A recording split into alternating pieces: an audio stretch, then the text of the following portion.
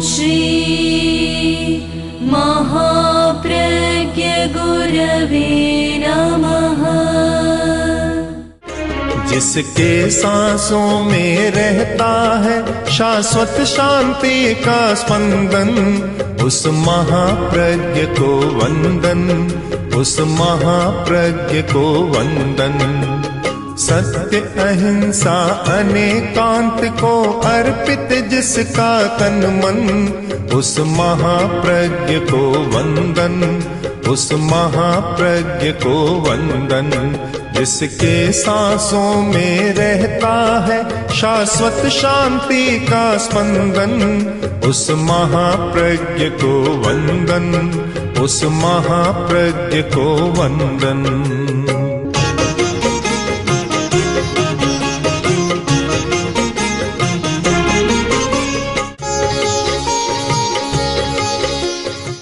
विवेक की बात बहुत महत्वपूर्ण बात है।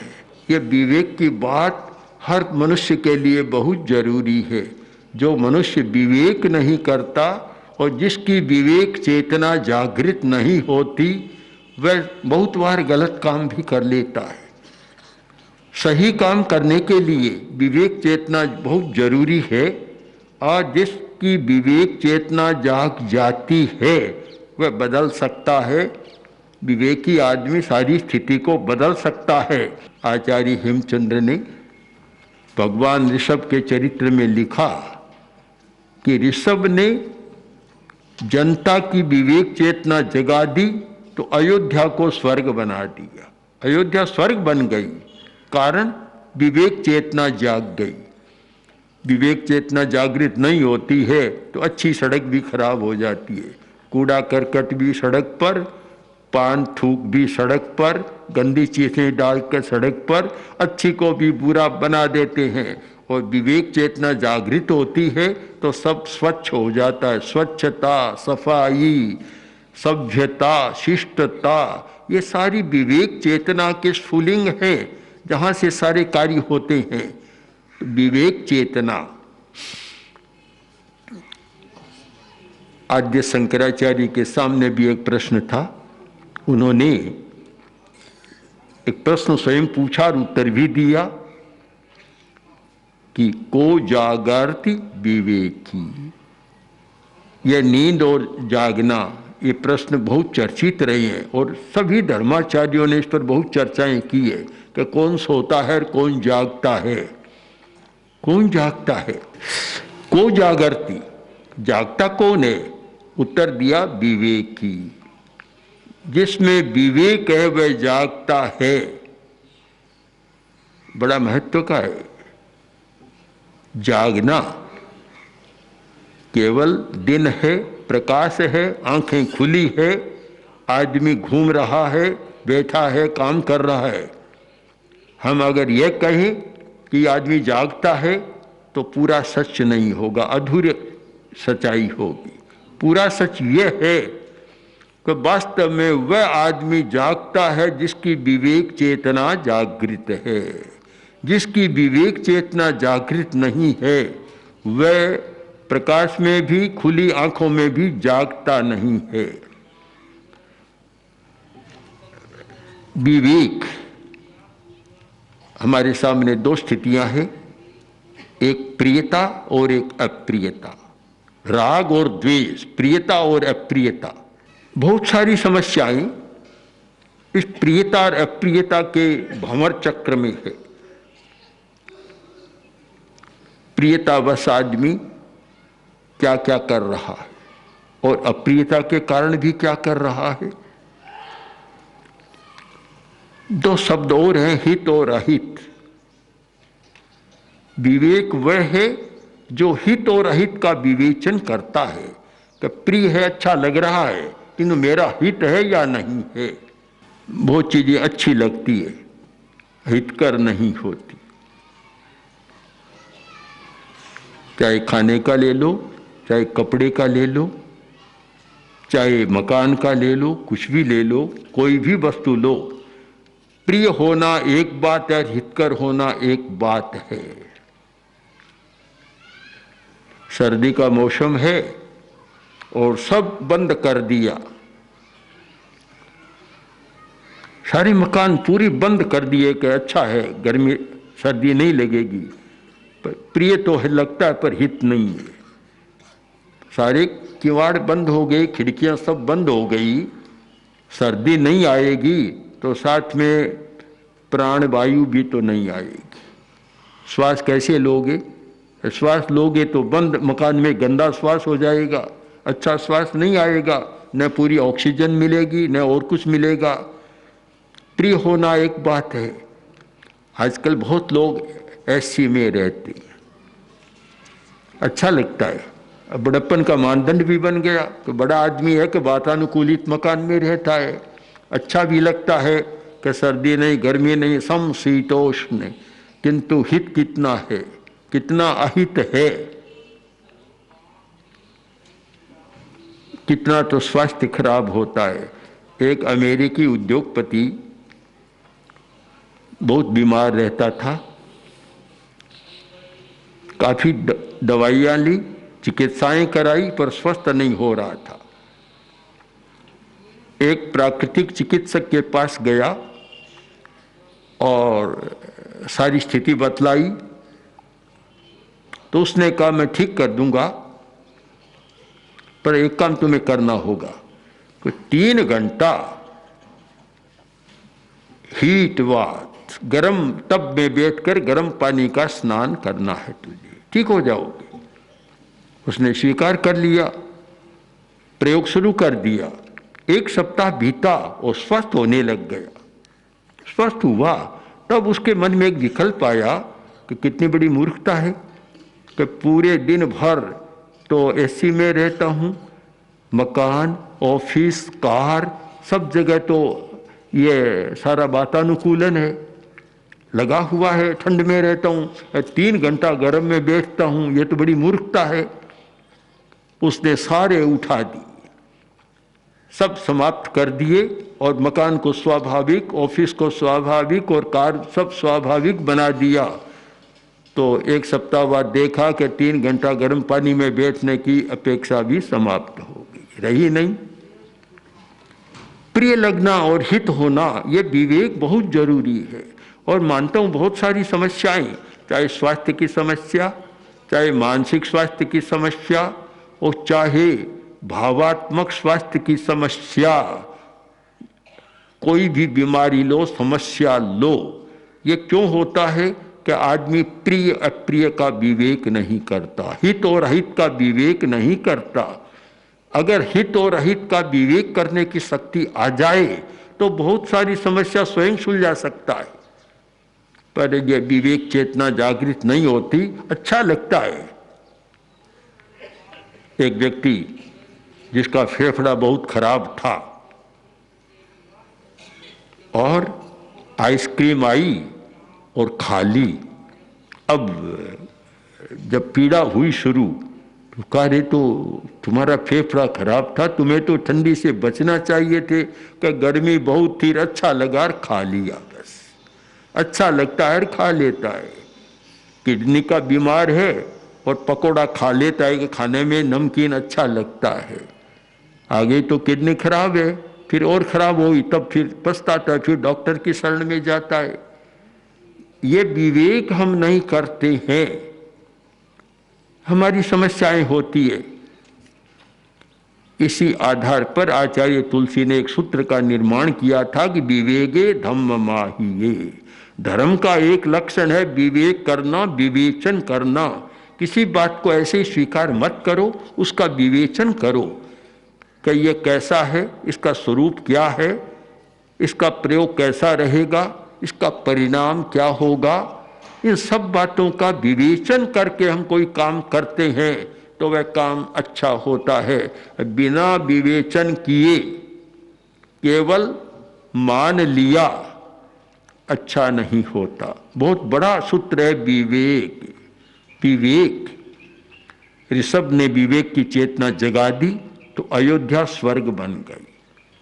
आज भी जरूरत है, हर नगर को अच्छा बनाना है, बाजार को अच्छा बनाना है, घर को अच्छा बनाना है तो विवेक चेतना का जागरण जरूरी है। आद्य शंकराचार्य जी का यह महत्वपूर्ण सूत्र है कि को जागृति विवेकी, जो विवेक करना जानता है वह जागता है, और जो विवेक करना नहीं जानता वह वास्तव में जागता नहीं है। तो फिर दूसरा प्रश्न उपस्थित किया कि का निद्रा, जागता नहीं है तो सो रहा है, कि का निद्रा, निद्रा क्या है, कि मूढ़ता जंतो, मनुष्य की मूढ़ता है वह नींद है। मूढ़ता को मिटाना, मूर्छा को मिटाना बहुत बड़ी बात है। यह काम तो था धर्म गुरुओं का और धर्मस्थलों का कि मूढ़ता मिटाए, पर आज तो लगता है कि धर्मस्थान भी धर्म स्थान नहीं होकर संप्रदाय स्थान हो गए, और मूढ़ता भर देता है, किसी में नहीं होता है तो और मूढ़ता का कचरा भर देते, फिर वहाँ खीर की योग्यता नहीं रहती।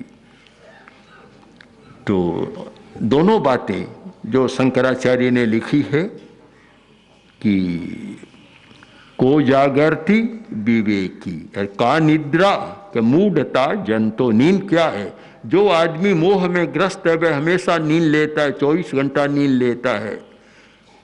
इसीलिए हमारे यहाँ संस्कृत साहित्य में सब चल पड़े। एक तो होता है दीवांत, जिनको दिन में दिखाई नहीं देता, एक होता है रात्र्यंत, जिसको रात में दिखाई नहीं देता, रतिंदो कहते हैं जिसको, एक होता है कामांध, जिसको दिन रात में कभी दिखाई नहीं देता, क्रोधांध, क्रोध में अंधा है, उसको दिखाई नहीं देता, क्रोध में इतना अंधा होता है कि अपने पिता की भी हत्या कर देता है, अपने बेटे की भी हत्या कर देता है, भाई की हत्या, क्योंकि उसमें पता ही नहीं चलता।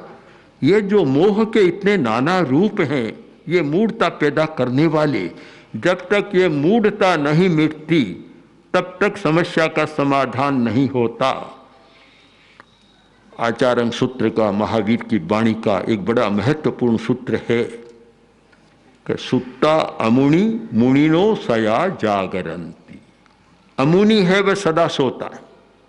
आप तुलना कर लें, जो शंकराचार्य ने कहा उसकी बात से तुलना कीजिए आप, कि सुत्ता अमुनि, 2500 वर्ष पहले का महावीर का यह संदेश है कि अमुनि है, अज्ञानी है, वह सदा सोता है, दिन में भी सोता है और रात को भी सोता है, आंख खुली है तो भी सोता है, आंख बंद है तो भी सोता है, चलता है तो भी सोता है, बैठता है तो भी सोता है। अमुनि अज्ञानी सदा सोता है, मतलब कि वह इतना मोह में रहता है कि देखता हुआ भी नहीं देख पाता। संस्कृत साहित्य के कुछ शब्द ऐसे चल रहे हैं, पश्यन्नपि न पश्यति, देखता हुआ नहीं देखता। एक आदमी तो देखता नहीं है, अन्यमनस्क है, किसी दूसरी बात में मन लगा हुआ है, वह नहीं देख रहा है, और एक देख तो रहा है पर देखता हुआ भी नहीं देखता। मोह के कारण उसे सच्चाई का पता नहीं चलता। मुनिनो सया जागरंती, मुनि सदा जागृत रहता है, नींद में है तो भी जागृत रहता है। बहुत लोग सपनों की नींद लेते हैं, नींद में इतने सपने लेते हैं कि सपनों में ही सपनों में रहते हैं, किंतु जो ज्ञानी है वह सदा जागृत रहता है, नींद में भी जागृत रहता है, उसकी नींद भी सुखद होती है, न कोई सपना न कोई और कुछ भी, कोई कल्पना नहीं, बुरा नहीं। कुछ लोग तो नींद में पता नहीं क्या क्या कर लेते हैं, नींद में उठकर भाग जाते हैं, नींद में उठकर कोई काम कर लेते हैं। और एक जैन साहित्य में चर्चा है स्त्यानर्धि निद्रा, एक निद्रा का नाम है स्त्यानर्धि निद्रा। इतनी गहन नींद होती है कि नींद में उठकर चला जाता है, चोरी करके घर में आ जाता है, सो जाता है, उसको पता ही नहीं लगता कि मैं कहीं गया था, इतनी गहन नींद भी होती है। तो मुनिनो सया जागरंती, मुनि सदा जागृत रहता है, यानी उसका ज्ञान चक्षु सदा उद्घाटित रहता है, उसकी विवेक चेतना सदा जागृत रहती है, नींद में भी कोई गलत काम नहीं करता, विवेक चेतना उसकी जागृत रहती है। इस सारी चर्चा का सारांश है हमारी विवेक चेतना का जागरण। बहनें रसोई बनाने वाली जानती है कि चावल बनाना है तो चावल की बिनाई करती होगी, कंकड़ को अलग कर देती है, अलग निकाल देती है। ये विश्लेषण करना, ये विवेचन करना हर क्षेत्र में लागू होता है, चाहे साहित्य का क्षेत्र, धर्म का क्षेत्र, वक्तव्य का क्षेत्र, और चाहे व्यवहार में बाजार का क्षेत्र, रसोई का क्षेत्र, सब जगह विवेचन चलता है। बिना विवेक कोई काम नहीं करता। जहाँ विवेक नहीं होता वह समस्या होती है। एक आदमी गया और दुकान पर, और जौहरी की दुकान या कोई ये जो मणियारे होते हैं उनकी दुकान पर गया, और कुछ कांच मणि थे, बहुत चमक रही थे, बढ़िया लग रही थी। उसने खरीदा और भाव पूछा तो उसने देखा भोला आदमी लग रहा है तो भाव ज्यादा बता दिया उसने। एक एक मणि का 1000 रुपया, 5 मणि खरीद लिए 5000 रुपये में। बहुत पुराने जमाने की बात, कितना मूल्य था। घर पर आया, बड़ा खुश हुआ कि बहुत बढ़िया रत्न लेकर आया हूं, रख दिया। और कोई ऐसा मौका मिला कि कोई जौहरी उधर से आ गया और दिखाया, देखिए मेरे पास कितने बढ़िया मणि है। उसने देखा, उसने कहा अरे मणि कहाँ है, ये तो कांच के टुकड़े हैं, कांच के टुकड़े हैं।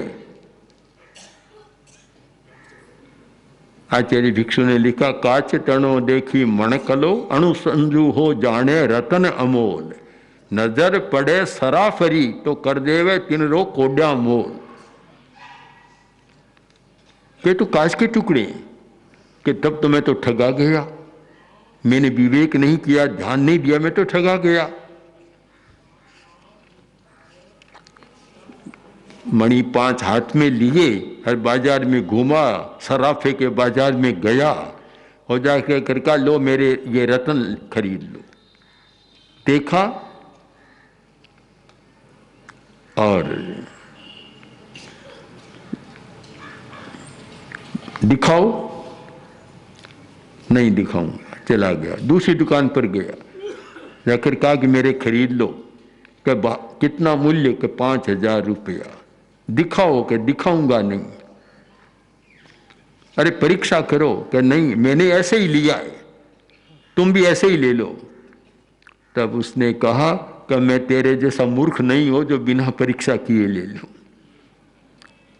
जो बिना परीक्षा किए, बिना विवेचन किए जैसे के तैसे स्वीकार कर लेता है, वह विवेक नहीं होता। जहाँ विवेक नहीं होता उसका परिणाम भी अच्छा नहीं होता। हम कोई भी काम करें, चाहे धर्म की आराधना करें तो विवेक पूर्वक करें।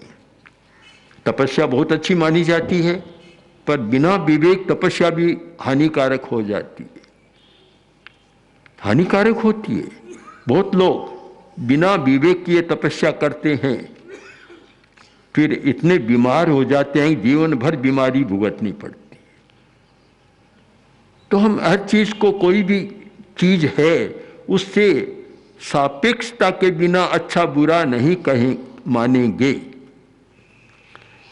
प्रेक्षा ध्यान का शिविर था, नेपाल से एक बहन आई थी, मैंने एक प्रयोग कराया जप का, अच्छा लगा, वह चली गई। 5-4 महीना बाद आई और बोली मैं तो पागल हो गई। घर वालों ने कहा तो पागल हो गई, दिमाग एकदम अस्त व्यस्त हो गया। मैंने पूछा क्या कर रही हो? जब का प्रयोग चल रहा है। चल रहा है? कितना घंटा? क्या 7-8 घंटा? तब तो पागल होना ही, पागल तो होना है फिर। यानी जो प्रयोग करें, जब का प्रयोग करें, उसमें हमारी कितनी ऊर्जा पड़ती है। अब ऊर्जा को संभाल न सके तो वह स्थिति बनती है कि वायर तो कमजोर और वोल्टेज आ गया ज्यादा, तो फ्यूज होना है। फिर धर्म करने में भी विवेक है कि हम कब क्या कितना करें जिससे कि शरीर की हानि न हो, मन की हानि न हो। तो मैंने कहा 5-7 घंटा में तो इतनी ऊर्जा बढ़ जाती है, उस ऊर्जा को चैनलाइज करने के लिए तुम्हारे पास कोई साधन नहीं है, तो वह ऊर्जा तो तुम्हें पागल बनाएगी, निश्चित बात है। चाहे योग के प्रयोग हैं, आसन है, प्राणायाम है, कोई भी करे तो विवेक के साथ करे, बिना विवेक करे। इतना प्रयोग कर लिया, हार्ट का तो मरीज है, और श्वास को रोक लिया तो उसको तो मरना ही है, फिर बीमार होना ही है। अच्छी से अच्छी क्रिया हो, उसके साथ भी विवेक जरूरी है कि कितने समय तक, कब, क्या, कितने समय तक करना चाहिए। जैन आचार्यों ने जो 4 दृष्टियां दी, इतनी महत्वपूर्ण है कि दब्बवो, खेतवो, कालवो, भाववो, द्रव्य, क्षेत्र, काल, भाव, इन सब का विवेक करना चाहिए। हम विवेक किए बिना एक लकीर को मानते चलें, अच्छा नहीं होता। हमारा विवेक बहुत जरूरी है। इसलिए सब लोग चिंतन करें कि राग, द्वेष, प्रियता, अप्रियता और हित और अहित, इन सब का विवेचन कर और हम जो आचरण करें, बहुत अच्छी बात है। अन्यथा उसमें हानि भी हो सकती है। तपस्या से भी हानि हो सकती है, जप से भी हानि हो सकती है, ध्यान से भी हानि हो सकती है। जितने मोक्ष के साधन है उनसे हानि भी हो सकती है, कारण कि विवेक के साथ नहीं किया जा रहा है। उनसे लाभ भी हो सकता है, विवेक के साथ किया जाए। जैसे ये धर्म क्षेत्र की बात है, वैसे ही व्यवहार क्षेत्र की बात है। खान पान, रहन सहन, जीवन शैली अगर विवेक पूर्ण नहीं है तो हानि होती है। आजकल कपड़े, एक सूती कपड़ा था जो स्वास्थ्य के लिए कितना अनुकूल था, और आजकल कृत्रिम धागों के कितने कपड़े, कितनी साड़ियाँ चल पड़ी। शायद दिखने में लगती होगी कि बहुत अच्छी लगती हूँ, पर पता नहीं औरों को अच्छी लगती है, तुम्हारे शरीर को क्या लगती है, यह नहीं सोचा जाता। शरीर के लिए तो बहुत हानिकर है, बहुत हानिकर है शरीर के लिए। पर एक विवेचन नहीं होता, तब हर बात को स्वीकार कर एक फैशन का रूप और नया रूप दे देते हैं। यह नहीं सोचा जाता कि कितना अच्छा है। यह शायद पान पराग जर्दा खाने में अच्छा लगता होगा, पर यह नहीं कि जब ये हार्ट की, किडनी की बीमारी या ये जो कैंसर जैसी बीमारी होगी तब कितना अच्छा लगेगा। एक बड़ा महत्वपूर्ण सूत्र है कि प्रियता अप्रियता में अटको मत, विवेक करो। विवेक, प्रियता इतना कि जहाँ विवेक कहता है कि भाई इतनी सीमा तक तो ठीक है तुम्हारी, आगे सीमा नहीं बढ़नी चाहिए। आज ये सारी जो मुक्त भोग की बात चल पड़ी, आधार क्या है कि बस प्रियता को महत्व दे दिया कि अच्छा लग रहा है, परिणाम क्या होगा इसका विवेचन नहीं किया गया। तो इसलिए बड़ा एक सुंदर सूत्र है, बहुत छोटे में, आचार्य का वाक्य और शंकराचार्य का वाक्य, को जागर्ति विवेकी का निद्रा मूढ़ता जंतो। आप आचार्य सूत्र के वाक्य को पढ़ें कि अमुणी सुत्ता, अमुणी अज्ञानी, अविवेकी सदा सोता रहता है। जिसमें विवेक नहीं, वह 24 घंटा नींद लेता रहता है। और जागृति कौन जागता है कि मुनिनो सया जागरंती। यह विवेक का, यह ज्ञानी का चित्र हमारे सामने रहे। नींद और जागरण का यह एक नया कंसेप्ट, यह जो आध्यात्मिक प्रकल्प है, अभ्युपगम है, हमारे सामने रहे, तो शायद हर आदमी बहुत सारी समस्याओं से बच सकता है, और अपने स्वास्थ्य को भी, अपने मानसिकता को भी, और अपनी भावात्मक, जो सबसे बड़ी बात है, भावात्मक शुद्धि को बनाए रख सकता है। और उसकी जीवन शैली अच्छी, उसका जीना भी अच्छा, उसका मरण भी समाधि मरण होता है, और वह आनंद के साथ जीवन यात्रा को चलाता है। इसलिए आप मूर्खता और मूढ़ता के भेद को समझें, प्रियता अप्रियता और हित और अहित के भेद का विवेचन करते रहे, तो आपकी जीवन यात्रा बहुत सुखद और आनंद के साथ चलेगी। और अंतिम समय भी आपको पछताना नहीं पड़ेगा, कब क्या हो गया, कुछ नहीं होगा। बड़े आनंद के साथ जीवन यात्रा संपन्न होती है, और आदमी बस छोड़ जाता है जो उदाहरण बनता है दूसरों के लिए भी अनुकरणीय होता है। इसलिए विवेक 3 अक्षरों को हमेशा सामने रखें तो सब कुछ श्रेय ही श्रेय होगा। ओम अर्हत्। ओम श्री महाप्रज्ञ गुरवे नमः। ओम श्री महाप्रज्ञ गुरवे नमः। ओम श्री महाप्रज्ञ गुरवे नमः। ओम श्री महाप्रज्ञ गुरवे